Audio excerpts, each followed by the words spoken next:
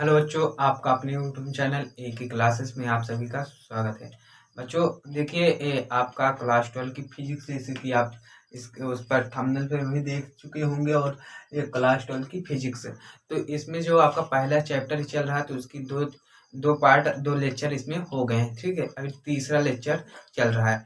तो बच्चों आपसे एक छोटी सी रिक्वेस्ट है, जो बच्चे चैनल पर नए हैं चैनल को सब्सक्राइब कर रखें, बेल आइकन को प्रेस करना, ऑल पर करना, जिससे कि ऑल नोटिफिकेशन आप तक सबसे पहले पहुंच सके। ठीक है बच्चों, तो वहां तक हम इसके पहले वाली वीडियो में हम आपको ये कूलाम के नियम संबंधित सभी बता चुके थे। कूलाम के नियम के बारे में सभी क्या करते थे, सभी कुछ बता चुके थे। तो अब हेडिंग ले लीजिए, एक कूलाम। ठीक है, एक कूलाम। तो एक कूलाम बच्चों को देखिए, हम दो प्रकार से, दो जगह से आप डिफाइन कर सकते हैं। पहले तो बता दीजिए शॉर्ट शॉर्ट तरीके से आप कैसे कर सकते हैं। तो आप जानते हो Q बराबर आई इंटू टी होता है। Q बराबर आई इंटू टी होता है। तो आप क्या बता सकते हैं, इस प्रकार से आप डिफाइन कर सकते हैं। किसी चालक में देखिए अतः कर नहीं, और इसके आगे कुछ सॉल्व करना हो कर लीजिए। आई बराबर 1 एम्पियर कर दें, आई बराबर 1 एम्पियर कर दें, तथा तथा टी बराबर 1 सेकंड कर दें, टी बराबर 1 सेकंड, 1 सेकंड तब क्या होगा, क्यों बराबर 1 कूलाम होगा क्यों भैया। चलिए, तो अब लिखिए अतः, यहाँ लिखते हैं अतः किसी चालक में किसी चालक में किसी चालक में 1 सेकंड में एक एम्पियर की धारा, 1 एम्पियर की धारा 1 सेकंड, कितने सेकंड तक, 1 सेकंड तक प्रवाहित की जाए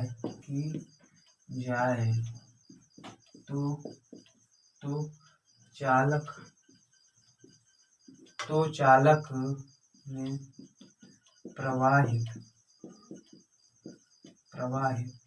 आवेश 1 कूलाम होगा। 1 कूलाम होगा।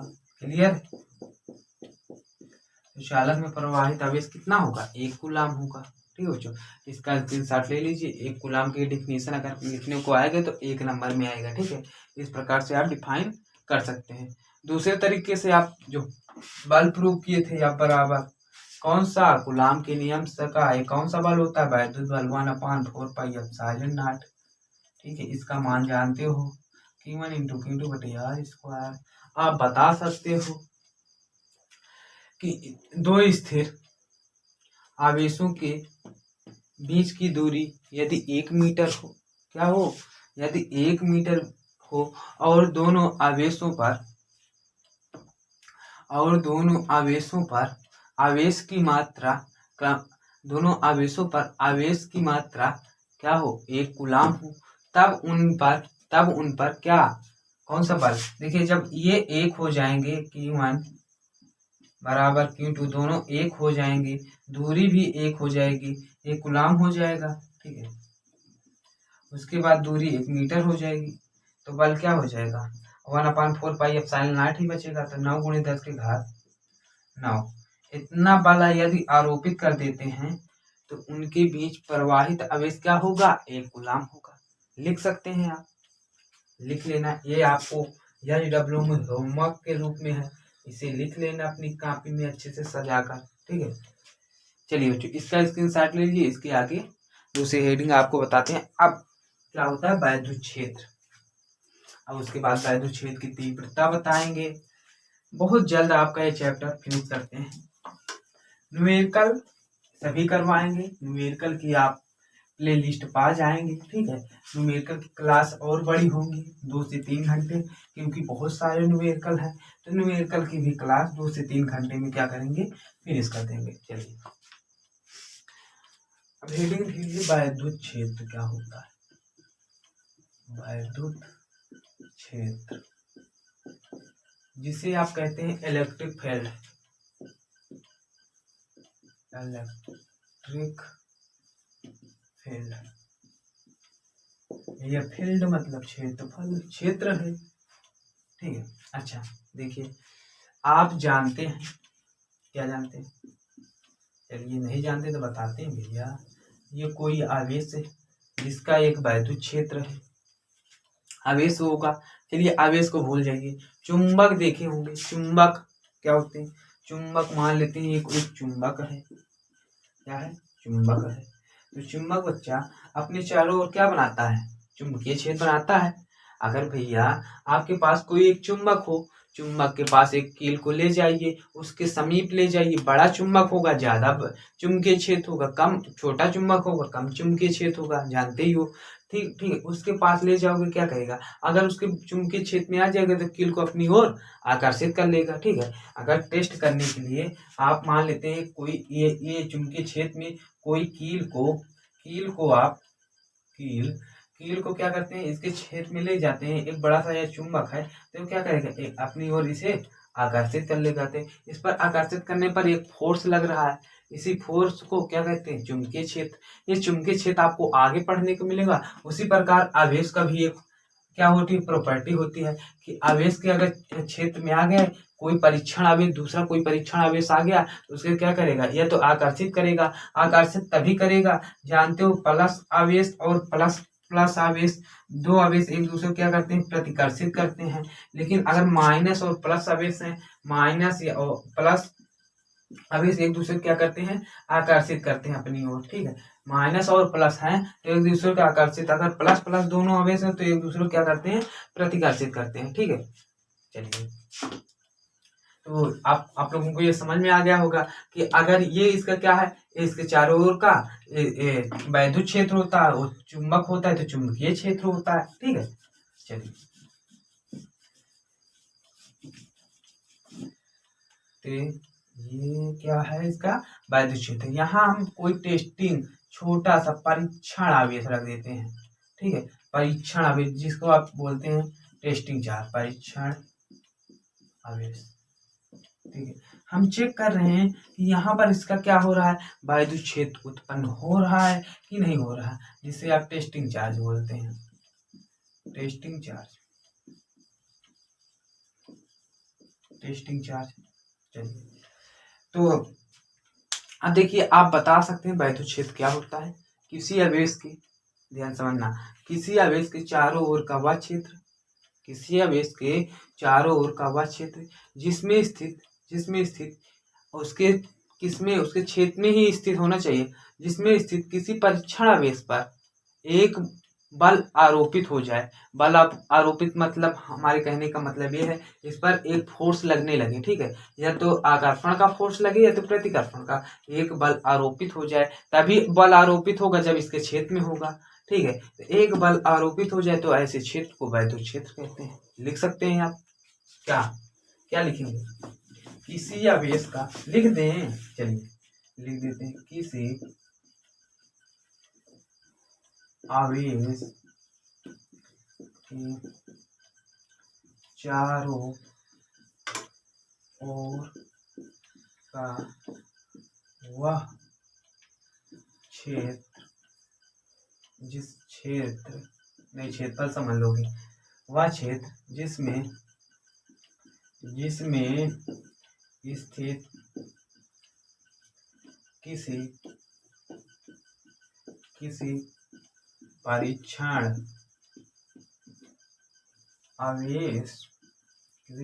आवेश पर वैद्युत बल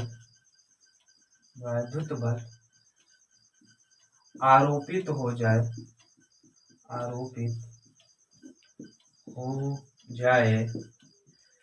तो ऐसे क्षेत्र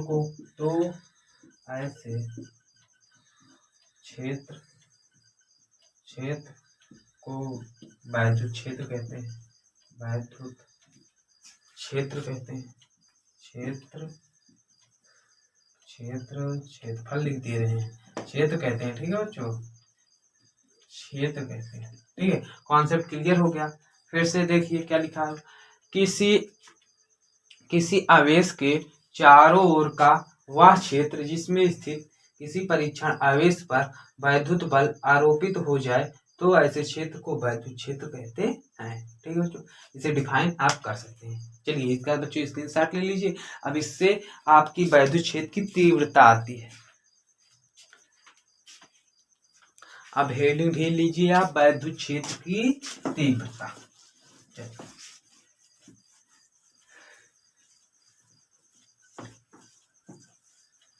इंटेंसिटी ऑफ इलेक्ट्रिक फील्ड क्या है आपकी? चलिए, वैद्युत क्षेत्र की तीव्रता, वैद्युत क्षेत्र की तीव्रता, intensity of electric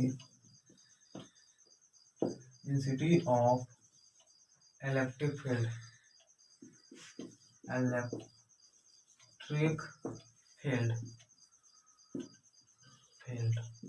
intensity of electric field क्या है?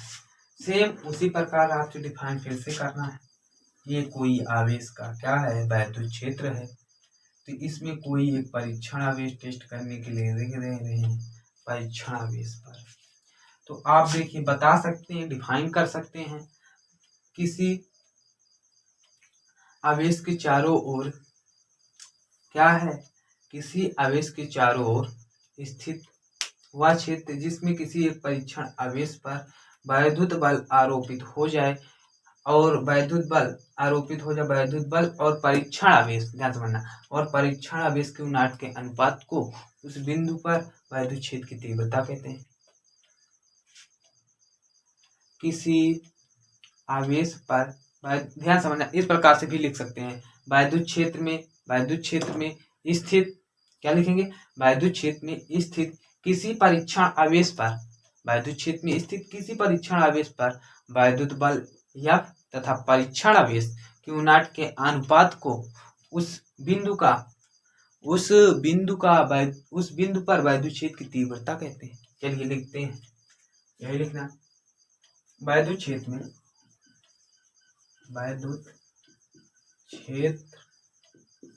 में स्थित किसी परीक्षण, वैद्युत क्षेत्र में स्थित किसी परीक्षण आवेश पर, परीक्षण आवेश क्या क्यों नाट है? परीक्षण आवेश क्यों नाट पर आरोपित वैद्युत बल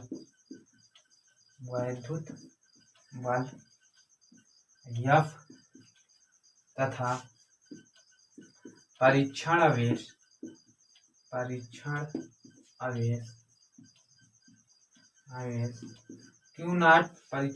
क्यू नाट वैद्युत क्षेत्र में स्थित किसी परीक्षण आवेश पर आरोपित वैद्युत बल F तथा परीक्षण आवेश, वैद्युत क्षेत्र में स्थित किसी परीक्षण आवेश पर आरोपित वैद्युत बल F तथा परीक्षण आवेश क्यू नाट, इसे मिटा दे, क्यू नाट के अनुपात को,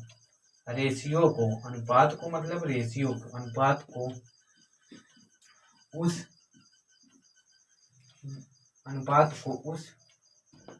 बिंदु पर वैद्युत क्षेत्र की तीव्रता कहते हैं, या अनुपात को उस बिंदु पर वैद्युत क्षेत्र की अनुपात को उस बिंदु पर वैद्युत क्षेत्र की तीव्रता कहते हैं। इसे ई से प्रदर्शित करते हैं, इसे प्रदर्शित करते हैं। अच्छा, ई बराबर बच्चों देखिए, ई बराबर क्या हो जाएगा? चलिए इसे उतार लीजिए, स्क्रीनशॉट ले लीजिए, फिर उसके बाद इसे रेस करते हैं। चलिए, हो गया होगा। चलिए, अनुपात किसके अनुपात की बात कर रहा था? वैद्युत बल F और परीक्षण आवेश क्यू नॉट। चलिए अब देखिए ई बराबर क्या होता है एफ अपान क्यू नॉट, यही तो होगा। उसके बाद देखिए उसके नीचे कट का ऐसे चिन्ह लगा लेना या नोट लिख लेना, ठीक है कुछ भी। तो वैद्युत क्षेत्र की तीव्रता एक सदिश राशि है। वैद्युत क्षेत्र की तीव्रता एक सदिश राशि है, एक सदिश राशि। तो जब सदिश राशि होगा तो वेक्टर फॉर्म में भी हो सकता है, क्यों वेक्टर ही होगा। तो वेक्टर ई क्या लिख सकते हैं इसे, vector E upon vector F upon Q not लिख सकते हैं, लिख सकते हैं। आप यहाँ क्यू नॉट को एक मानकर फिर दूसरी परिभाषा बता सकते हैं। एकांक परीक्षण आवेश पर आरोपित वैद्युत बल एफ उस बिंदु पर वैद्युत क्षेत्र की तीव्रता कहलाती है। क्या कहेंगे फिर से, अगर ये एक हो जाएगा तो एकांक परीक्षण हो जाएगा। एकांक परीक्षण आवेश पर लिखना चाहते हो तो लिख लेना, एकांक परीक्षण आवेश पर आरोपित वैद्युत बल एफ उस बिंदु पर वैद्युत क्षेत्र की तीव्रता कहते हैं। अच्छा तो अब देखिए अब इसका मात्रक वो बता देते हैं, आपका मात्रक इसको 2-3 बता देते हैं। अब देखिए ये एफ है, मात्रक लिख लीजिए, इसका मात्रक जान ही रहे हो, ठीक है। अब देखिए ये न्यूटन, एफ है तो न्यूटन, आवेश है तो कूलम, ठीक है। अब दूसरा क्या लिख सकते हैं, एक दूसरा इसका और मात्रक होता है, तो क्या होता है, एक आपका ई बराबर आगे पढ़ने को मिलेगा, लेकिन यहाँ एक नंबर में आता है वी अपान आर। एक होगा वोल्ट अपान मीटर, ठीक है। दूसरा क्या हो जाएगा, वोल्ट को हम क्या क्या लिख सकते हैं, जूल इनटू कूलम जूल। देखिए अच्छा न्यूटन, चलिए 2 ही रखते हैं, 2 ही में आ जाएगा आपका, ठीक है। बना सकते हो वही इसी मात्रक से बना सकते हो, ठीक है, 2 बहुत है।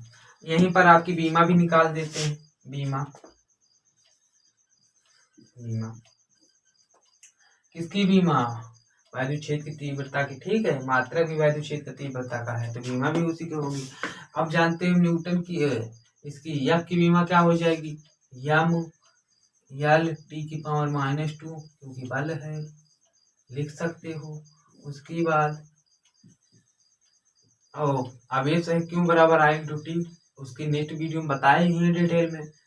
ए हो जाएगा और टी हो जाएगा, ऊपर ले जाइए, लिख सकते हो क्या, यम एल टी के पावर -3 ए के पावर लिख सकते हो, यही इसकी बीमा है। चलिए नोट कर लीजिए।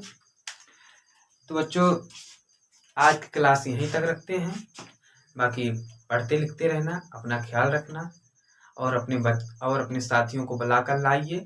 आपकी इसकी टेंशन मत लीजिए कि आपकी फिजिक्स खत्म नहीं होगी, फिजिक्स को हम बता दे रहे हैं कि 2 से 3 महीने में आपको कंटिन्यू रेगुलर 2 से 3 वीडियो देंगे, कंटिन्यू खत्म करने की हमारी फुल गारंटी है, ठीक है बच्चों। उसका टेंशन आप मत लीजिए और बाकी पढ़ते लिखते रहिए मन लगाकर, ठीक है बच्चों। जय हिंद।